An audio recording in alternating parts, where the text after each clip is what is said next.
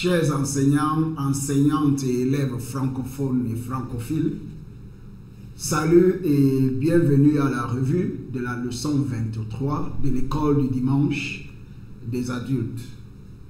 Nous vous remercions sincèrement pour l'écoute de toutes nos précédentes revues de l'école du dimanche des adultes. Aidez-nous à toucher plus d'enseignants et d'élèves en cette année 2023. Aimez, partagez et abonnez-vous à cette chaîne YouTube. Bon début du mois de février 2023 au nom de Jésus-Christ. Je demeure votre hôte et frère, pasteur Paul Ézéchiel. En leçon 23 qui sera enseignée le dimanche 5 février 2023, le thème ou bien le sujet d'étude est le fruit de l'esprit partie 1. Le fruit de l'esprit, partie 1. En prière d'ouverture, prions. Père, aide-moi s'il te plaît dans ma quête pour apprendre à vivre pieusement au nom de Jésus-Christ. Père, aide-moi s'il te plaît dans ma quête pour apprendre à vivre pieusement au nom de Jésus-Christ. Au nom de Jésus-Christ, nous avons prié. En connaissance préalable, il incombe à l'enseignant, soit l'enseignant principal ou bien adjoint, de revoir la leçon de la semaine précédente au niveau du titre, au niveau du passage biblique, au niveau du verset à mémoriser. Il doit tester les élèves quant à la connaissance du passage biblique et la compréhension du passage biblique, le verset à mémoriser, les grandes lignes de la leçon et ainsi de suite jusqu'à la fin de la leçon, avant de commencer la nouvelle leçon.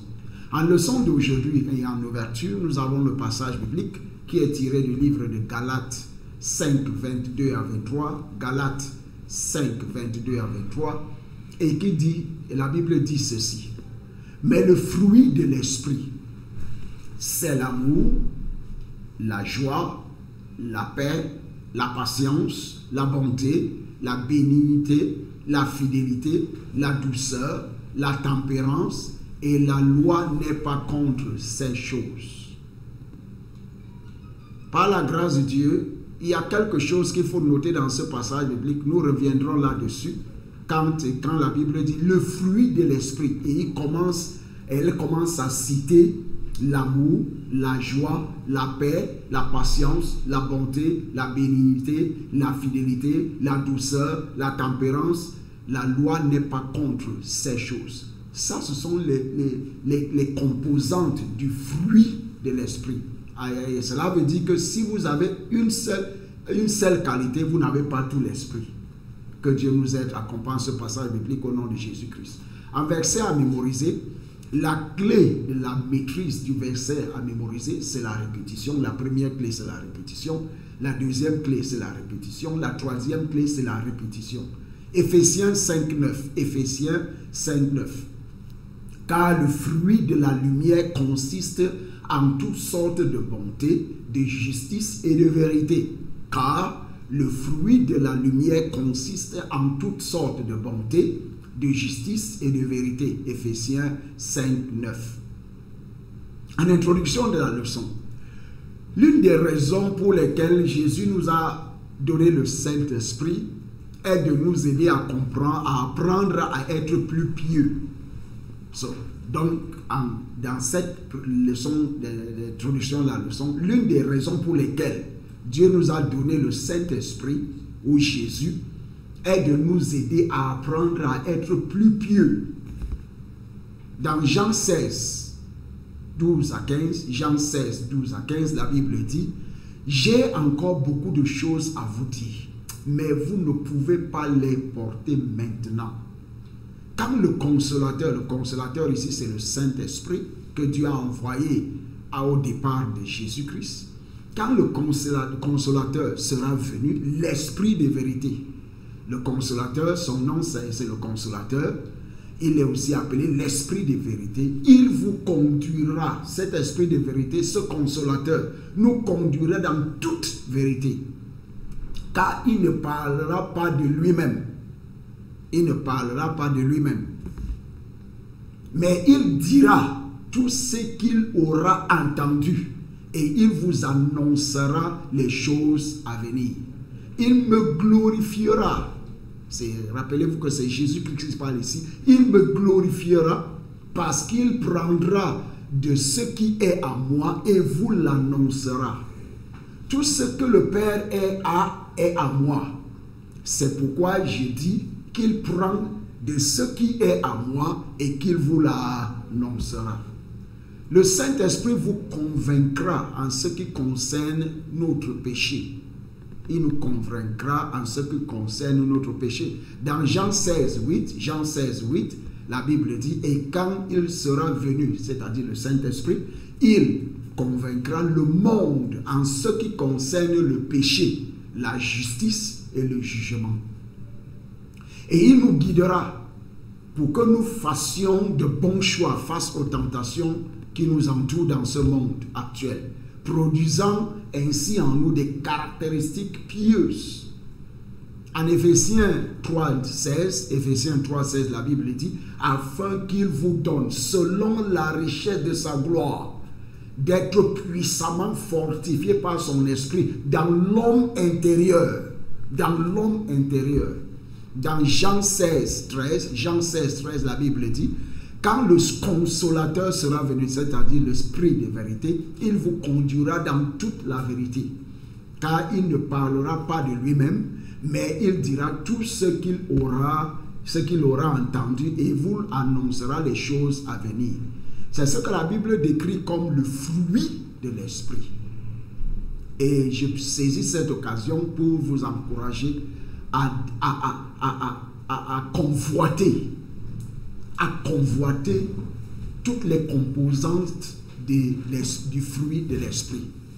Ce qui vous permettra d'aller au ciel, d'entrer au ciel, c'est la manifestation de ces fruits, des composants des fruits de l'esprit. L'amour, pourquoi il a commencé avec l'amour? La joie, tout ceci, tout ça a un but. Le journal de l'enseignant n'est pas enseigné lors de la classe.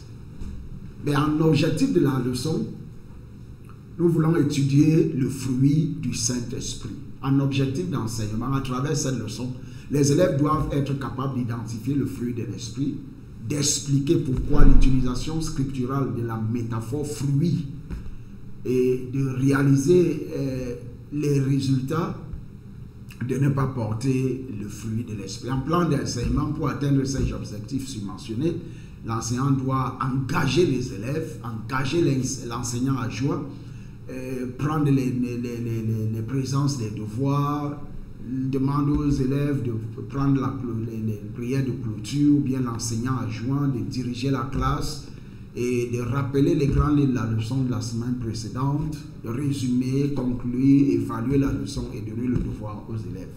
En revue du passage biblique, comme je l'ai dit au plus haut, nous savons que la Bible dit le fruit de l'esprit, mais il y a plusieurs composants qui font partie de ce fruit et nous devons le manifester par la puissance et la grâce du Saint-Esprit, et que le Dieu Tout-Puissant nous aide au nom de Jésus-Christ.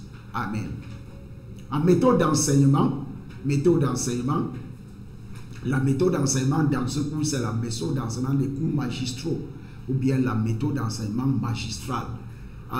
Mais ça ne veut pas dire que l'enseignant doit monopoliser la parole. Il doit engager, faire participer les élèves pour qu'ils puissent comprendre, retenir au moins 90% de ce qu'ils entendent ou bien font et disent. De ce qu'ils font et disent. En temps d'enseignement, nous avons deux grandes lignes d'enseignement. Nous allons utiliser le temps, répartir le temps d'enseignement entre les deux grandes lignes de la leçon. Grande ligne de la leçon. Grande ligne de la leçon 1, pourquoi fruit? Pourquoi fruit au singulier? La Bible utilise beaucoup de métaphores agricoles parce qu'elles étaient facilement comprises dans la culture hautement agricole de l'époque. La Bible utilise beaucoup de métaphores agricoles puisque ça faisait partie de la culture agricole de l'époque. En point B, l'expression fruit de l'esprit fait référence aux résultats que nous devrions voir dans nos vies après avoir reçu le Saint-Esprit ait travaillé sur nos corps, nos cœurs au fil des temps. C'est pourquoi la Bible nous dit dans Romains 8, 9, pour vous ne vivez pas selon la chair, mais selon l'Esprit.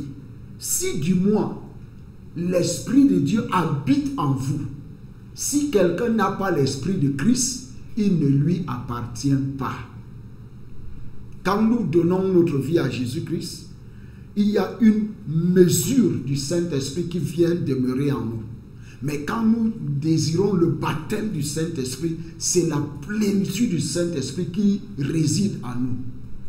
Et nous devons, au fil du temps, comme nous continuons à communier avec le Saint-Esprit, nous développons des fruits à l'intérieur, dans notre caractère, dans notre vie. Et ça doit se montrer à l'extérieur. Dans Romains 12, 1 à 2, la Bible dit « Je vous exhorte ». Dans une autre version, la Bible dit « Je vous exhorte, je vous en supplie ». Je vous exhorte donc, frères, par les compassions de Dieu, à offrir vos cœurs comme un sacrifice vivant, saint, agréable à Dieu, ce qui sera de votre part un culte raisonnable. Ne vous conformez pas au siècle présent.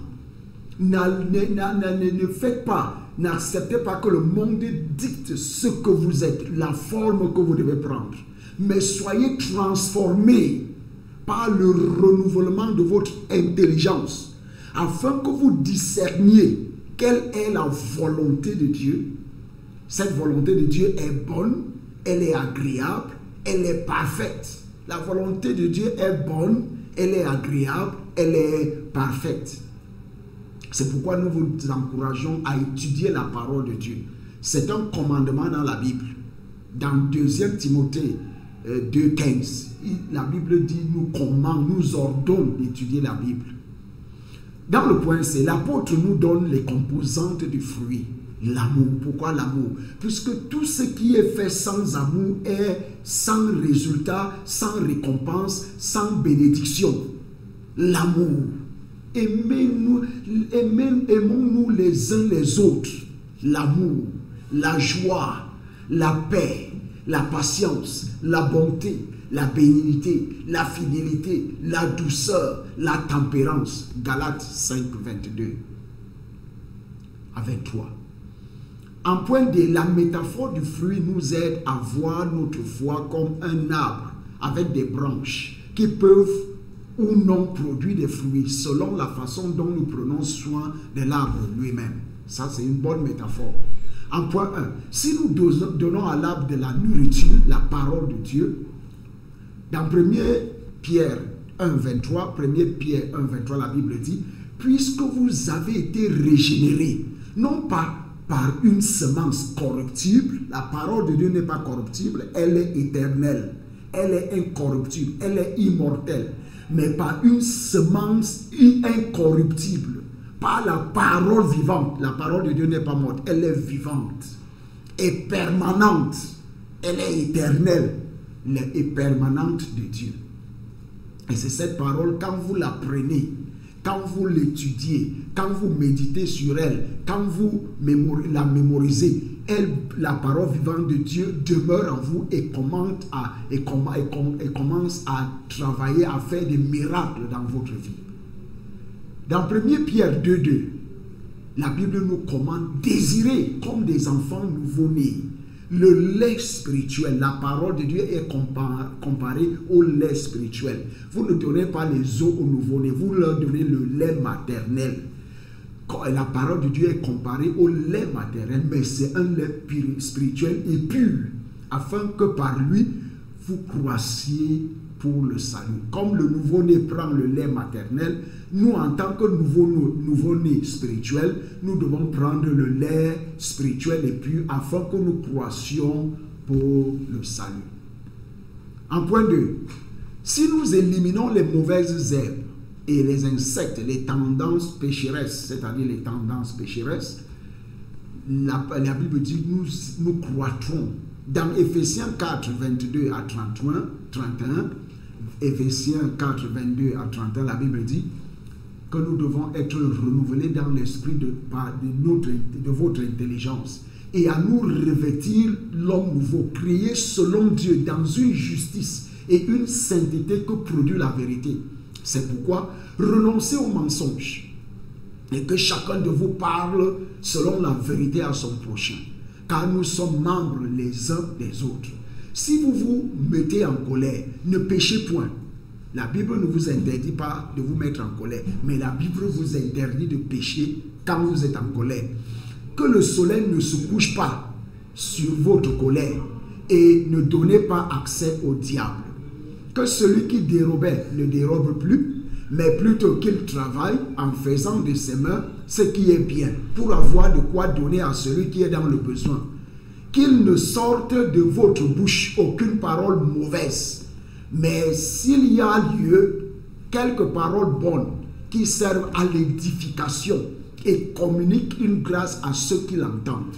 N'attristez pas le Saint-Esprit de Dieu, par lequel vous avez été scellés pour le jour de la rédemption.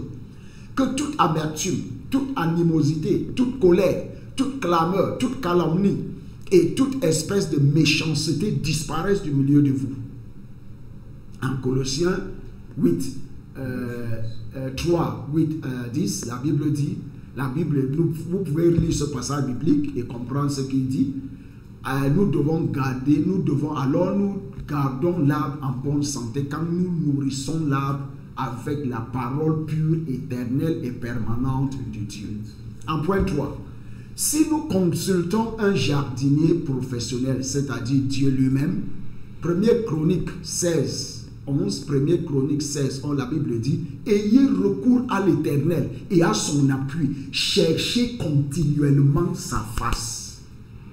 Ayez recours au jardinier professionnel divin qui est Dieu. Alors nous nous assurerons que nous sommes sur la bonne voie. Chers frères et sœurs, francophones et francophiles, adonnez-vous à Dieu et il nous gardera au nom de Jésus-Christ. En activité de classe 1, est-il possible pour un chrétien rempli de l'esprit de ne pas manifester certains attributs du fruit de l'esprit? Si oui ou non, expliquez. C'est bien possible, mais nous devons aspirer à manifester toutes les composantes du fruit de l'esprit. C'est un travail en cours, c'est un processus. Et Dieu nous donnera la grâce de pouvoir manifester toutes les composantes du fruit de l'esprit au nom de Jésus-Christ. Amen. En grande ligne de leçon de l'opposé de porter du fruit. L'opposé de porter du fruit. Si vous êtes un chrétien et que vous ne portez pas le fruit de l'esprit dans votre vie, c'est dangereux. En point 1, au mieux, vous connaîtrez la stagnation. Et je prie que ce ne soit pas votre partage au nom de Jésus-Christ. Vous ne connaîtrez pas de la croissance. Dans Jacques 2, 16 à 26, c'est un long passage, nous ne le lirons pas. Nous ne le lirons pas. Veuillez lire ça à la maison et étudier le passage. En point de, au pire, si vous ne manifestez pas le fruit de l'esprit, au pire, le résultat du mauvais esprit, c'est la mort. Dans Romains 6, 20 à 23, la Bible dit que dans Romains 6, 23, spécifiquement, la Bible dit que le salaire du péché, c'est la mort. Le salaire du péché, c'est la mort. Mais Dieu merci, dans la partie B de ce verset-là, la Bible dit que nous avons la vie par la vie par Jésus-Christ, la vie éternelle par Jésus-Christ.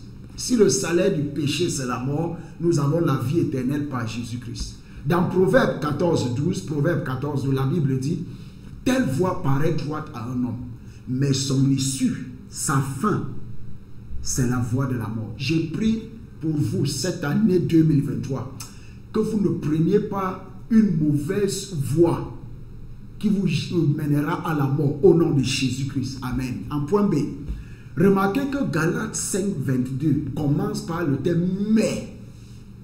L'apôtre Paul nous dit le contraire de ces fruits spirituels. Que sont les contraires de ces fruits spirituels? Jetons un coup d'œil au verset qui précède juste la liste des fruits, des composants du fruit de l'esprit. En point C.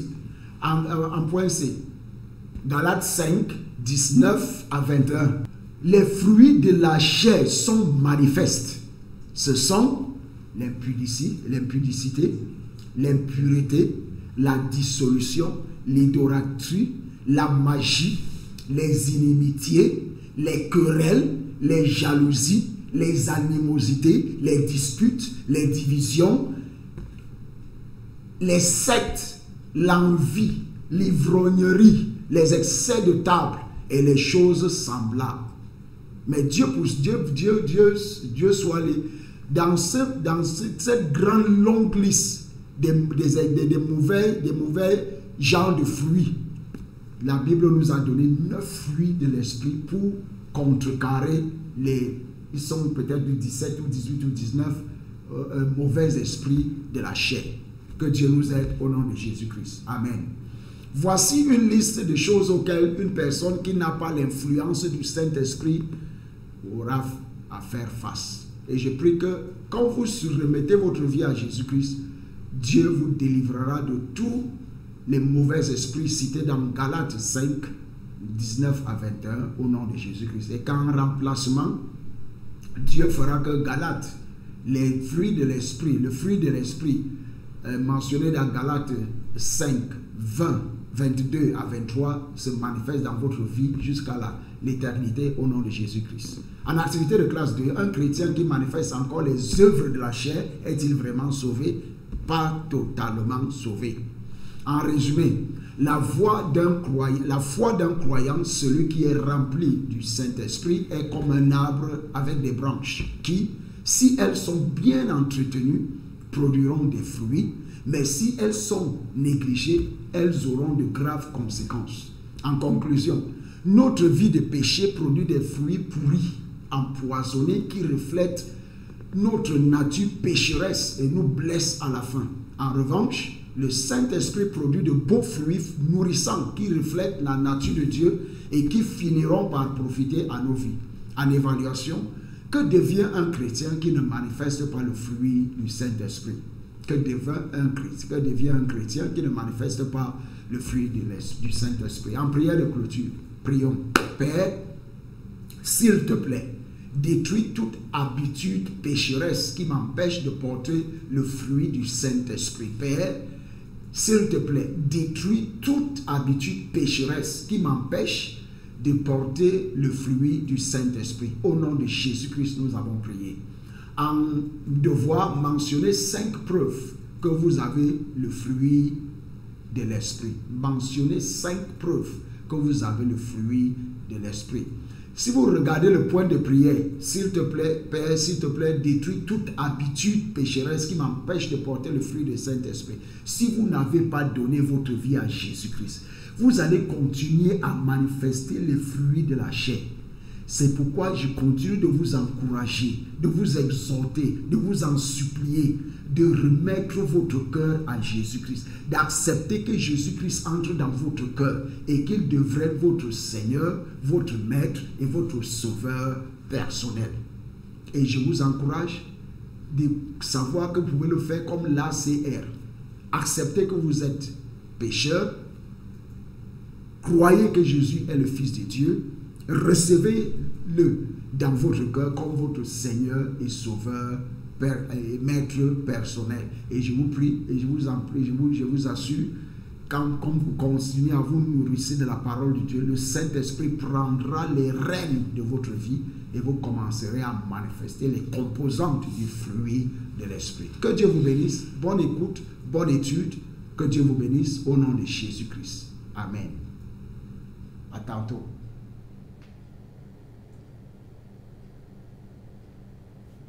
Amen.